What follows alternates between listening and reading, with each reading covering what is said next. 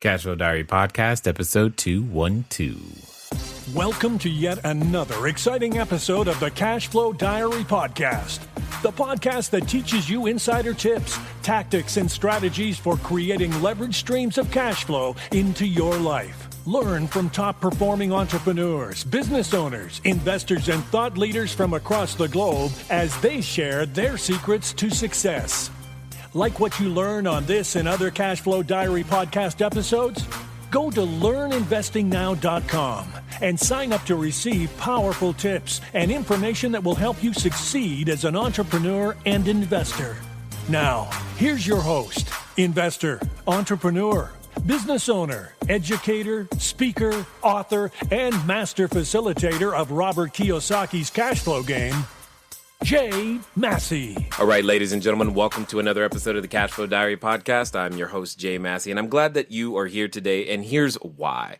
Because oftentimes, when you are inspired with an idea, you first of all wonder, will it work at all, let alone are you even open to the idea that your idea might grow bigger than you originally planned and become an opportunity for other people as well?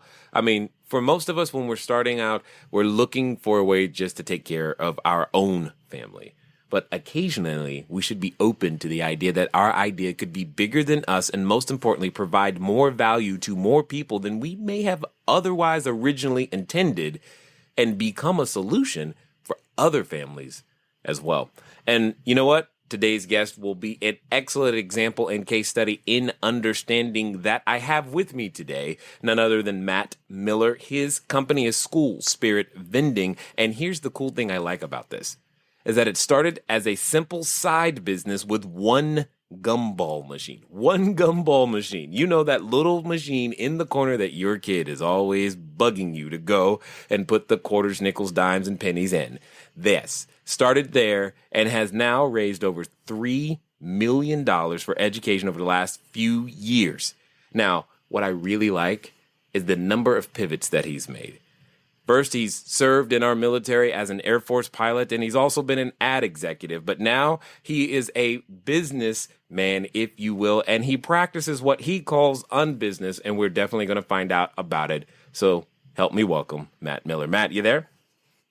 I'm here, Jay. Glad to be here. Thanks for taking the time for, your busy schedule and sharing with us some of the things that you've been able to accomplish. Now, for those who have listened a long time, they know the first question I'm about to ask you. You may not know, but that's okay. It's not going to hurt, I promise.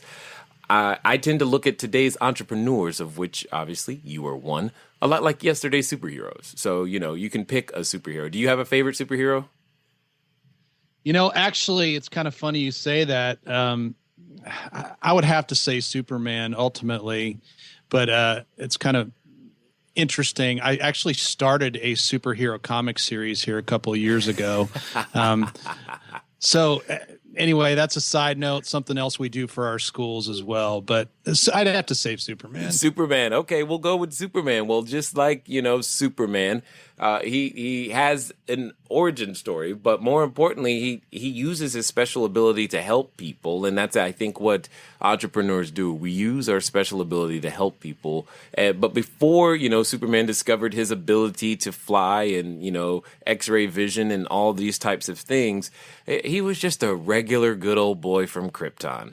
And at the end of the day, he had to make a decision to use those skills in a certain way. But before we get too far down this road, what we want to know is, before the Air Force, before the ad exec, before, helping schools and raising millions of dollars, before even creating opportunities for other people, who is Matt Miller? Wow. Well, first off, I definitely do not leap tall buildings with a single bound.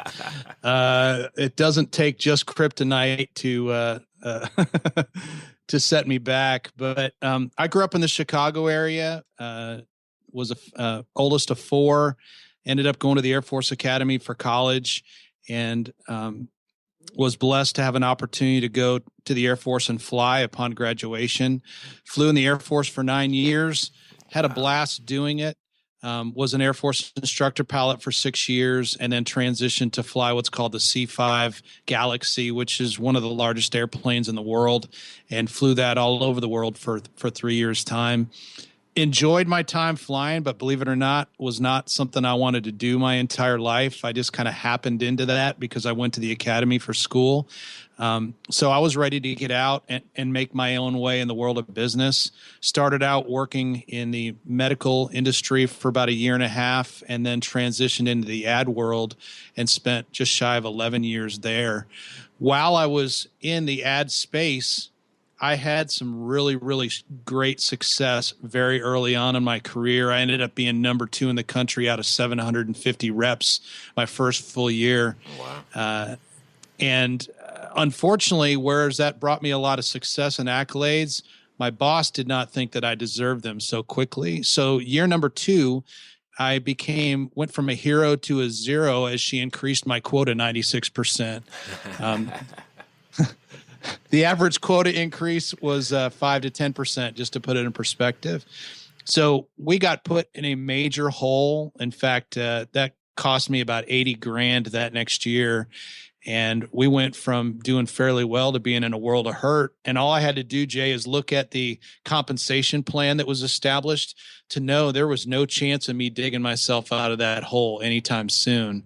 So I started looking to do some other things on the side. And that's where the whole idea of a gumball machine and ultimately what I do today in schools came about. Wow. So workplace politics is the result, is how you got your push. I like it. I like it a lot. So I'm curious, I'm not familiar with the C5. I've seen more C-130s, but what did you fly other than the C5? It's called the T-38. It's a little 2-seat tandem supersonic trainer that the Air Force uses to train students how to fly in their second 6 months of the year-long pilot training program. We focus primarily in formation flying and that type of thing. To give you an idea, one time we went cross country, me and one of my buddies who was another instructor pilot for the weekend. The drive from Lubbock, Texas to San Antonio is about 5.5 hours. In the T-38, we made it in about 22 minutes. Nice. So should I call you Maverick from now on, or did you have a call sign? Better looking, but no. I like it. I like it. I love it. I love it. I love it. My nickname was actually Mattress, believe it or not. At the Air Force Academy, my roommate, I'd come back from class and I'd always be taking a nap after class was over.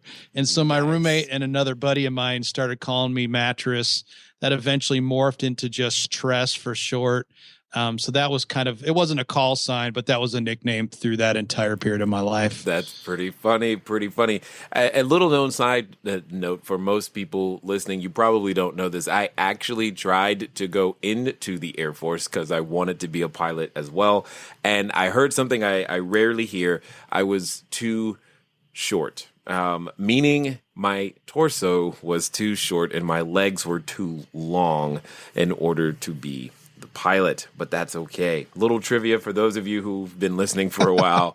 It's just interesting. I'm glad you got to go. And thank you for serving. Now, I'm curious though, through all of the experiences between, the pilot and the ad exec and the brief stint in the medical, do you believe that any of what you went through before, any of those skill sets that maybe you learned in the military and any of those other things help you today in what it is that you currently do? Oh, no doubt about it. Number one on the list is discipline. Whether I wanted to be disciplined or not, when I showed up day one of basic training at the Air Force Academy, I learned how to discipline myself or else I was going to be disciplined. So that was a major part of it all. The other thing is just persisting, I think, through hardship.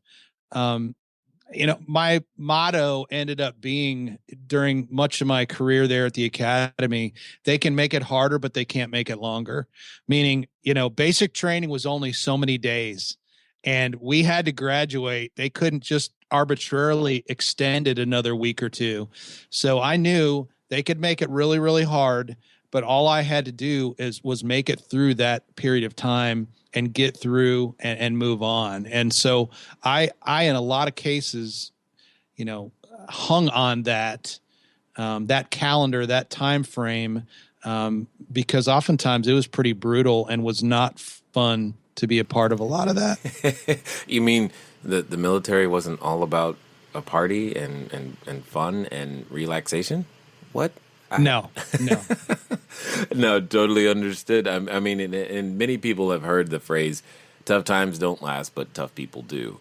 And I think that's a very important thing because as an entrepreneur, there can be seasons where it's tough, but you need to know that the only difference is that at least with basic training, you knew what the end date was.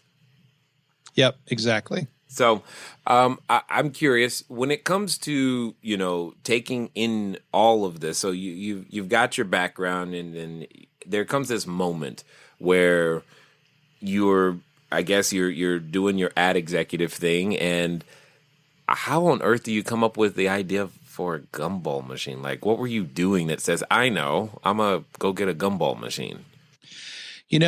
I had read Kiyosaki's Rich Dad, Poor Dad, Jay, a couple of years before. And so I started doing a bunch of things business-wise on the side. I'd done some multi-level stuff. I had sold books online on Amazon and Libris and half.com for a while. In fact, my garage at one point in time literally looked like a library with different aisles of used books.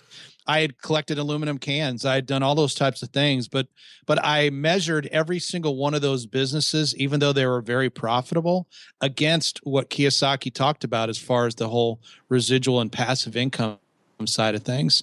And I was just creating another job for myself with that stuff. So I was continuing to look for a way to do something passively. Unfortunately, I could not afford to own my own house at the time, let alone have rental properties or that type of thing. So I was stuck at something at a much smaller level. And I was with a buddy of mine at church.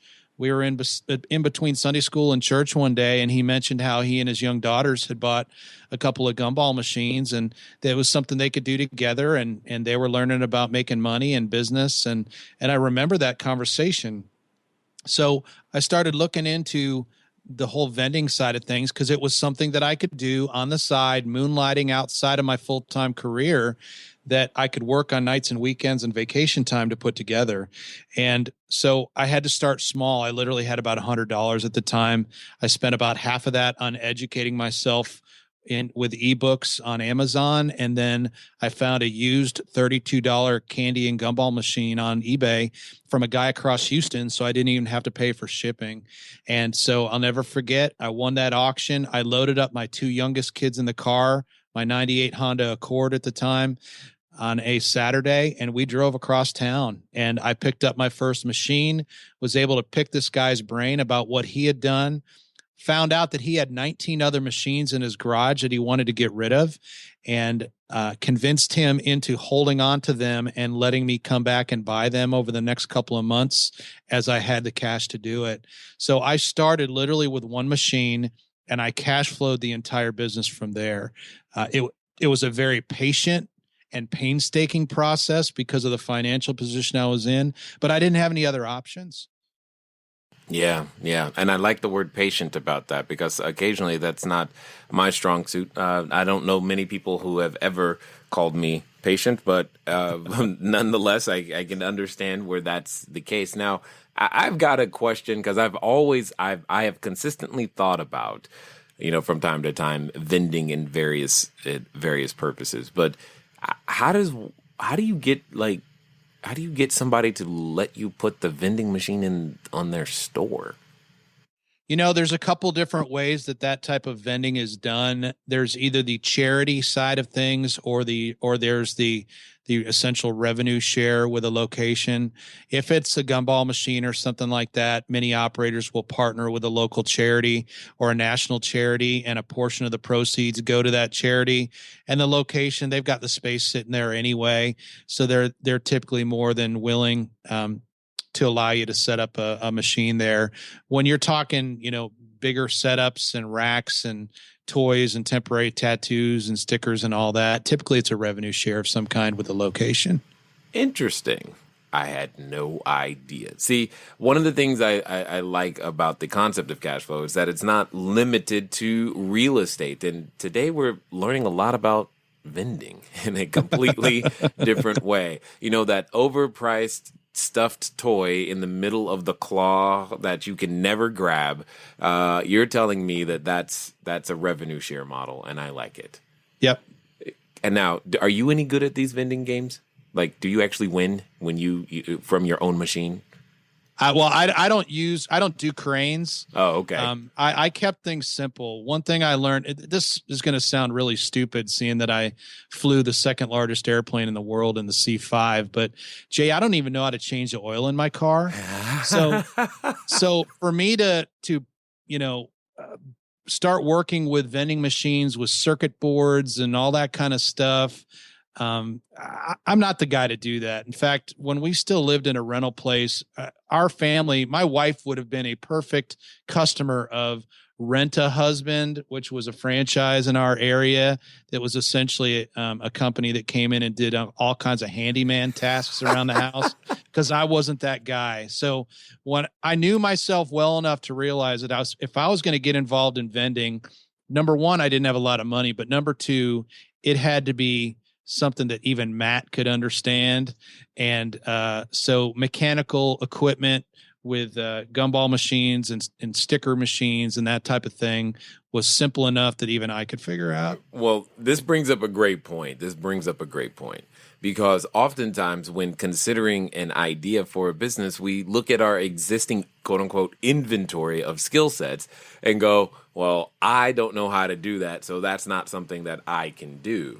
What I'm hearing is that there's a part of this, there was a learning curve for you, especially from the mechanical side, in order to either repair or fix or keep these machines going properly.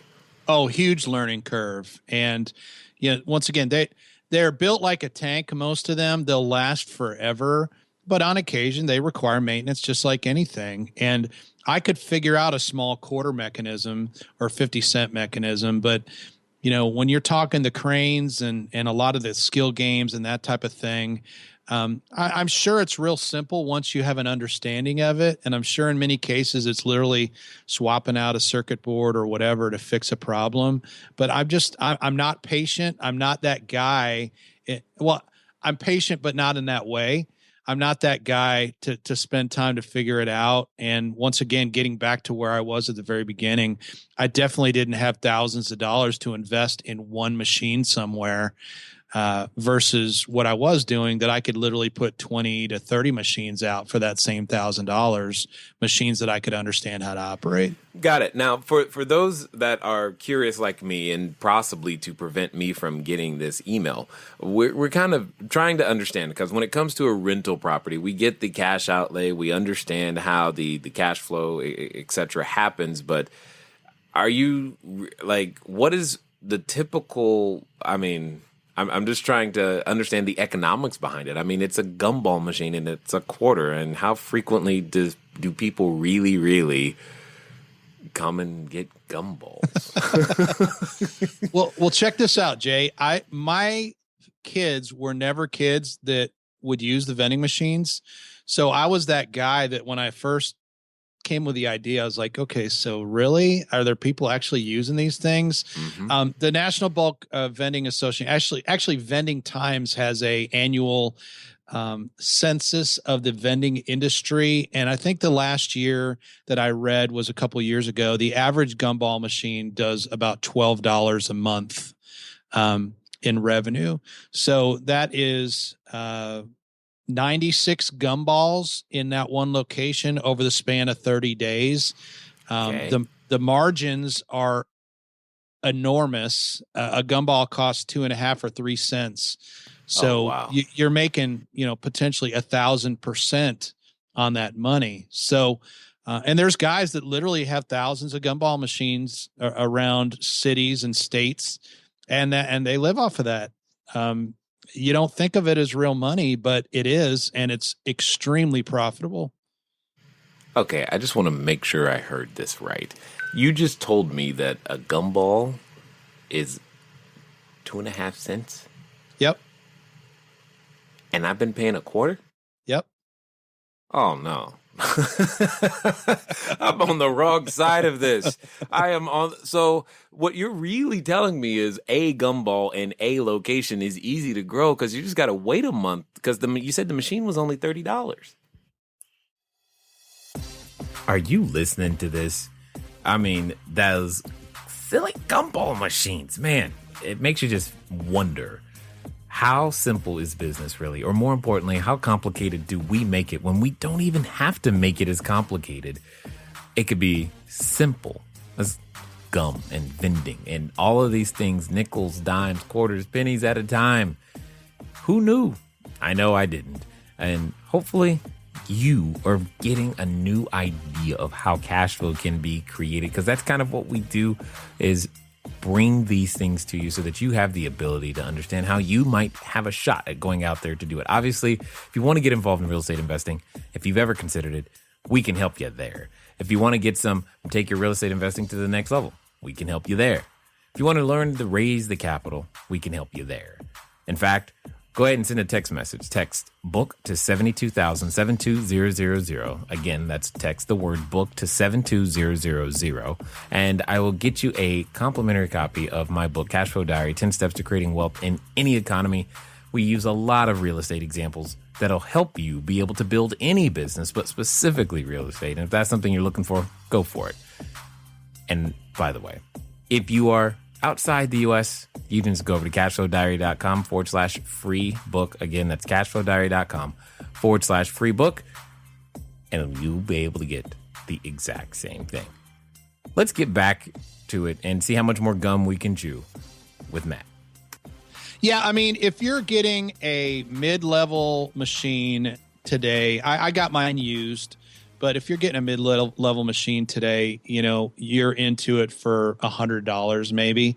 And that's a machine that is going to last you for a very, very, very long time from one of the top manufacturers in the industry. So, what's your time horizon for recouping that investment? 9 months? Something like that. It's a very short period of time. And, the numbers aren't huge. So because of that, a lot of people don't pay attention to it. But trust me, I've built my life. I walked away from a corporate job, and before that, an Air Force, being a pilot to do this. It can be very lucrative. I like this play because it's under the radar. I mean, no one really knows and sees. I mean, this is operating. This is like that subtext that it's just kind of secretly going along, and it's been there for quite some time. So, if gumballs are today costing you 2.5 cents, is there really like inflation worries in your business at all? I'm like, your supply, your costs of product doesn't. If it's 2.5 cents today, it doesn't sound like it's been increasing.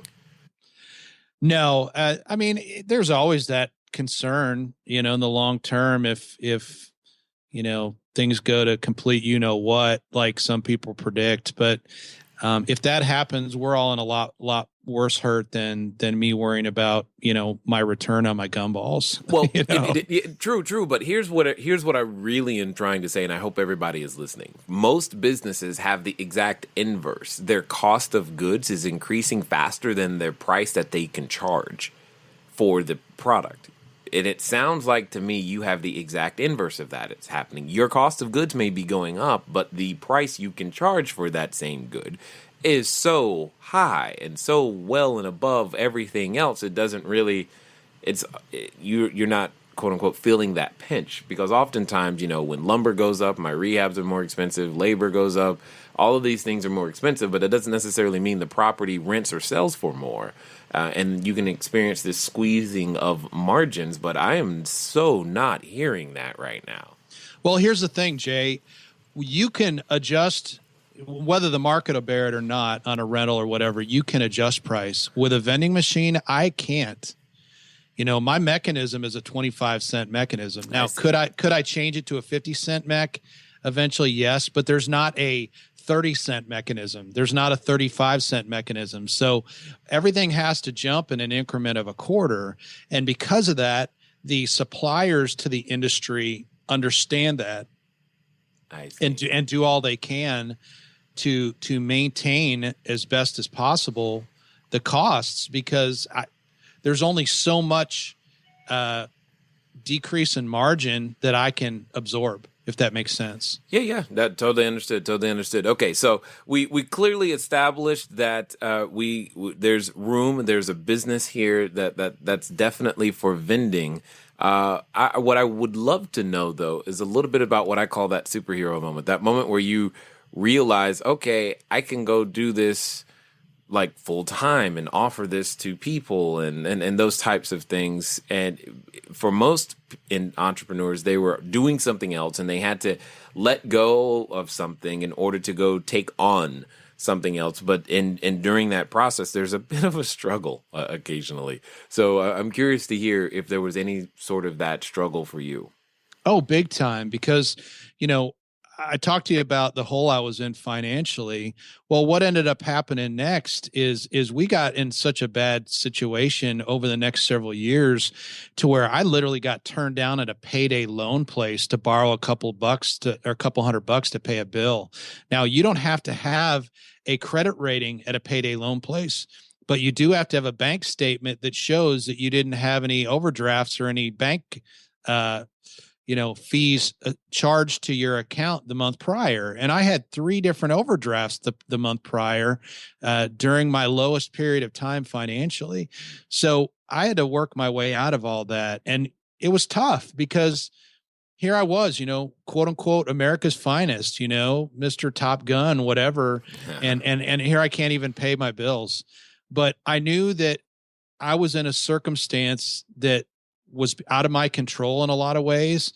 And even though I was in that circumstance, it was not a true reflection of me. It was just a snapshot of my life.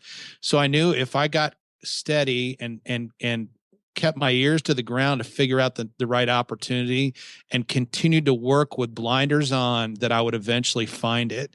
And what happened was the gumball and candy and toy business that I had in the Houston area continued to grow.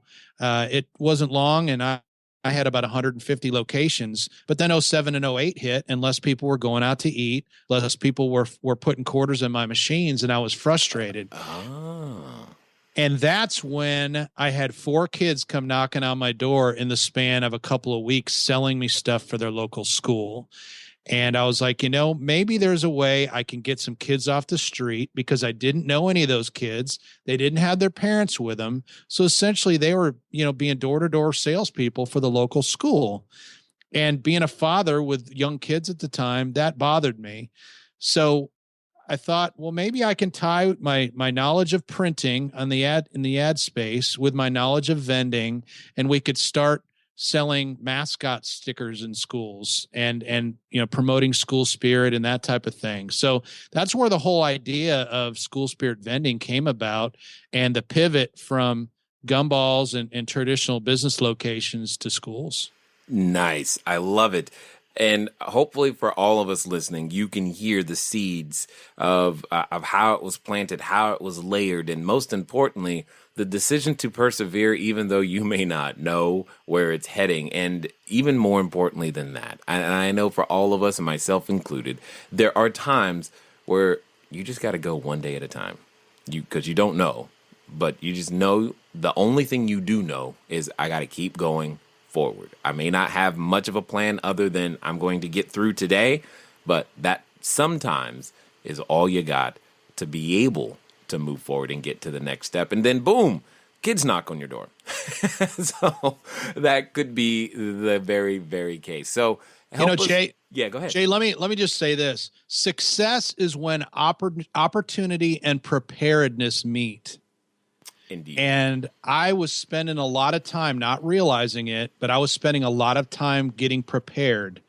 I didn't know that God was going to totally change the direction of what I was doing. But if I hadn't been active, if I hadn't been busy doing something, learning, and just being out there in the marketplace, I would not have prepared for that moment when the opportunity came along. Well, and indeed, not only would you not have been prepared, I think you wouldn't have been educated enough to even understand it. And here's what I mean by that. Most of us think, there's a difference between education and schooling, and the purpose of education is to teach you and I to recognize opportunity. And I've had kids knock on my door. I've also been to, vending machines. I've never thought of somehow merging those two things because that type of opportunity I don't see that. But right. You did, and it's only because of all of those other things in the past, and you merged them two together. So for those that are wondering now, tell us a little bit about, School Spirit Vending and exactly what you guys do for a school. Well, what we do is we provide a passive fundraiser for the school. One of the biggest challenges today in the school environment is that they are always in need of money. They're always having to fundraise on top of the taxes that are collected or what have you. And that fundraising requires volunteers. And as more and more families require both parents to be working in order to just keep a roof over their head, there's fewer and fewer volunteers available to the school to help out with those types of things. So with our program, we provide a hassle-free year-round fundraising program that they don't have to do any work for. We literally come in and do all the work for them. On the business side, with our franchise, we teach people how to implement our program and develop passive income for themselves as well while supporting local education in the process. It ends up being a win-win-win scenario. We bring somebody in literally at the top of the vending world with what we do. And of course, we've got a turnkey system that has been developed over the last 8 years to where someone can walk in with no knowledge of what we do whatsoever in a matter of a month or two, be as, up and running and doing amazing things in their local area. So, and so that we're clear, when you're talking about the vending in schools and to prevent a number of emails, what would be the types of products that you actually have in the vending machine? We actually sell stickers. Excellent. Believe it or not, kids love stickers. Oh, I know. I have my daughters between the stickers and these temporary tattoos. I don't know which they spend more time involving themselves with, but they definitely. Oh, I see them every time they go to grandma's house. They come back with a few more. So I totally get that. So you're telling me then you've built a vending business all around stickers in schools. Yes, I love it. See, only in America. Those are the things that are there. Now, does a stick don't hurt me too bad, but is a sticker more or less expensive than a gumball? Oh, it's more expensive. Okay, all right. The margins aren't as good for stickers, okay. but they're still not bad. Well, that's true. Okay, I get it. Now, for someone to actually, because you mentioned the school, so I'm assuming then the sticker still probably costs $0.25 or 50 cents or whatever, and you're saying a percentage of that revenue goes to the school, and obviously a percentage goes back to the operator. That, if I understand it correctly, in its simplest form, that's what it is. Yes. Does it ever get any more complicated than that? No, and that's the beauty of our program. It is wildly simple. Most of the folks in our business either come from other business backgrounds or are busy professionals, and we show them how on a limited time commitment they can implement our program and literally put together a cash flow monster in no time on top of whatever they're currently doing. Very similar to real estate, just not as much leverage needed in most cases. Well, and that's exactly why you've got my attention and why I love talking about other forms of generating cash flow for people so that they don't think you always have to use real estate. Now, you said a couple of things that I want to add some that are relative measures that I want to add some concrete understanding to. You said a cash flow monster, and you said in no time. In your definition, what is a cash flow monster and what is no time? Because other people, they're looking for solutions in various different ways, and no time to you might be exactly what they're looking for. Whereas if we go in with the incorrect expectation, we'd be like, man, it still hasn't worked yet. Right. I mean, I can only give you my own personal experience. Sure. But I think it took me to add my first 20 locations. Mind you, this was 8 years ago when I got started. It took me about a year. For what we do, there's been a lot of people that have blown by that in the last few years because they've been able to stand on our shoulders. Right. But those 20 locations literally have the potential to provide thousands of dollars a month in cash flow for somebody. Because of the franchise laws, I can't get into specific details, but I mean, there's people on our team that do this exclusively and are doing very well for themselves. There's others that do it just as a part-time gig, just to be able to pay some bills or to be able to pay for vacation every year or whatever. So we kind of have the gambit as far as success and the amount of time people want to put into this and dedicate to it. But this business can be whatever they want to make of it if they're willing to put in the time and the energy to do it. Indeed. And I think that's very true for most things. Is you get out what you put in, and except in this case, there's a proven model and system because you have taken. I mean, don't get me wrong. When I remember being in school, I was that kid that would go buy the candy at volume and then sell it off one at a time. Right. That was me. And you've taken that to a completely new level. I'm just like, okay. So clearly that model works. You just got better pricing, more consistent locations, and all of those types of things to be able to work it out. So I have an interesting question. Do you or any of the individuals that that are working within your organization and franchises, do they do this with their kids and their kids go to that same school where the machines are? Yes, they do it with their kids. I don't know specifics as far as the schools that a lot of them go to, though I do know we have machines in many of the schools of the kids on our team. But our whole goal, or one of the goals, is to allow people to put together a business they can build as a family. My goal with my kids has been to teach them skills that they can utilize once they're out on their own, and our business has enabled them to do that and to foster an environment for them to do that. We have many of our operators who now have their kids, once they've turned 18, have decided to become part of our team themselves and have their own territories in different parts of the country. Nice. So it's really, really, really neat to see the family and the multi-generational business that we're developing. Many environments are not conducive for that. And family is the most important thing to me aside from my faith. So that, was something that I wanted to make sure I incorporated in our business as much as possible from the very beginning. Totally understood and agreed with the family, with the faith. And I have a question because I know for some of you, if you think like I do, you're thinking big. You guys know I'm an apartment house kind of guy because the single family houses are a little small. And it's like I want to think big. So there was something you said at the beginning, Matt, that was important. You said that you were looking at other things, but those other things would have turned into a different type of a job.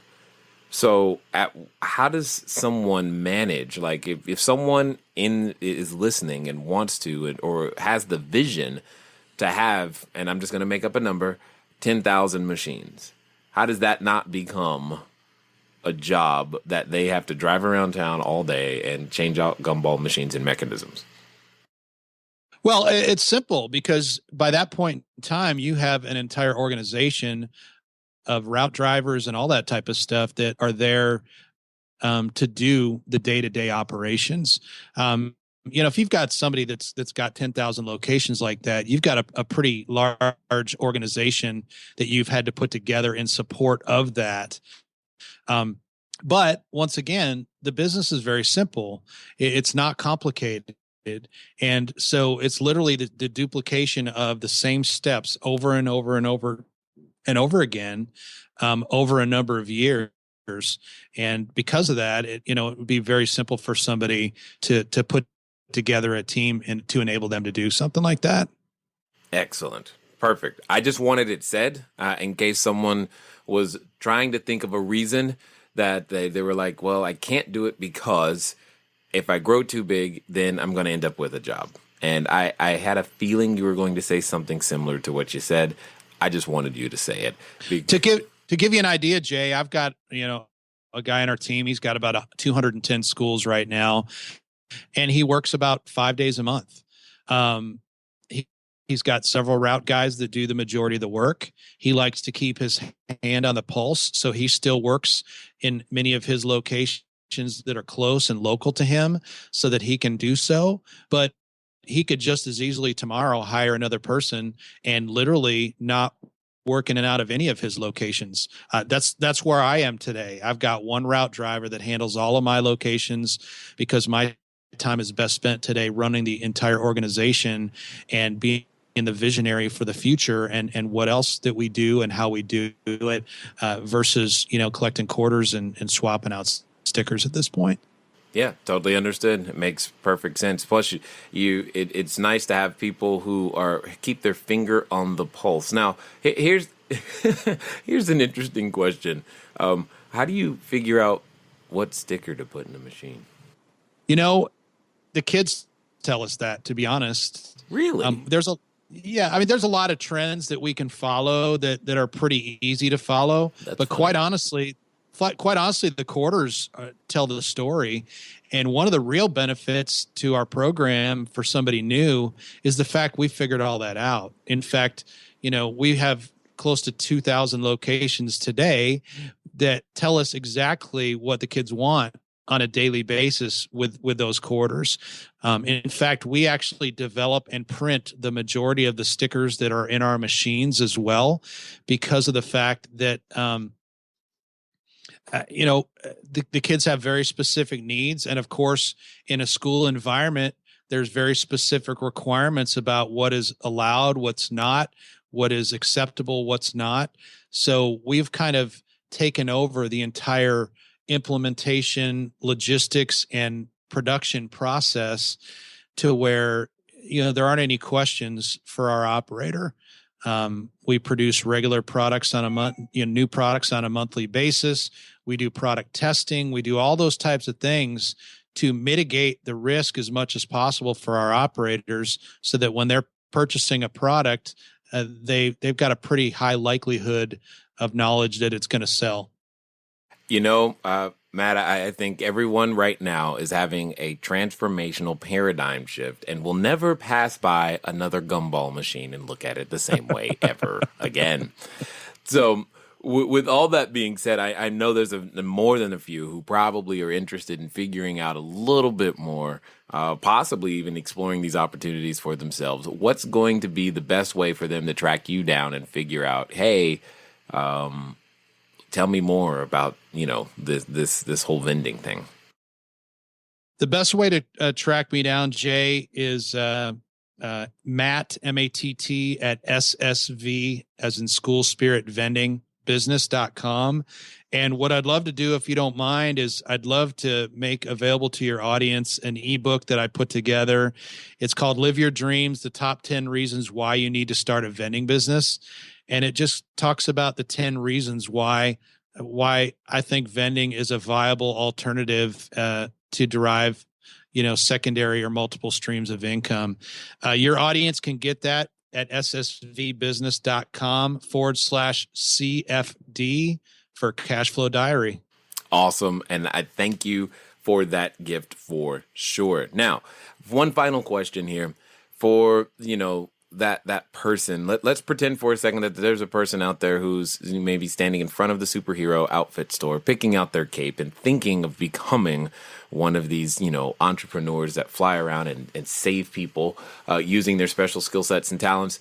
They feel excited. However, they still have that voice in the back of their head. And you know that voice because you've heard it. However, you've also dealt with it, but that voice is can be persistent. It can be there, especially in the low times. It's loud and it causes hesitation and it can make someone doubt, will this work? And is my idea any good? And can I do it? And all those types of things. My question to you, Matt, is what would you say to a person who's having that experience right now? I would tell them, get started today. Too many of us have knowledge constipation. We're getting ready to get started. And in the process, we're worrying our life away. It's literally an excuse why not to get out of their comfort zone. Success is not comfortable, but the results are amazing. And I wouldn't wish some of the things I had to go through to get my business off the ground on anyone, but I don't apologize for them because I learned a lot along the way that quite honestly made me who I am today to enable me to run a very large team that's all across the country and to lead them. If I hadn't gone through some of the junk I went through, I wouldn't be able to do that today. So God has a reason why He's going to put you through some of those ups and downs. You just have to be willing to put your nose to the grindstone, do the work, and make it happen, and come out the other end so that you can ultimately see why He puts you through those things. Well said. Well said. I definitely want to thank you for taking the time to invest your knowledge, your expertise here with the Cashflow Diary audience. I appreciate the opportunity, Jay, and God bless. All right, ladies and gentlemen, you know what time it is. It's time for you to move at the speed of instruction. What does that mean today? It probably means that you know who you are. You don't need me to tell you, but I'm going to say it anyway. Go over to the website. It's ssvbusiness.com/CFD, Cashflow Diary, CFD. Get started if this resonated with you, because you know what? Something needs to. We've brought many different ideas to the table. Hopefully you have found a way or finding more ways to find your little niche, your little piece of the pie so that you can begin to create a bigger, better life. And if nothing else, on this episode, you've all learned that many of us are constipated and need a laxative. So with that being said, it's been fun talking to you guys today. I look forward to talking to you soon. Until next time.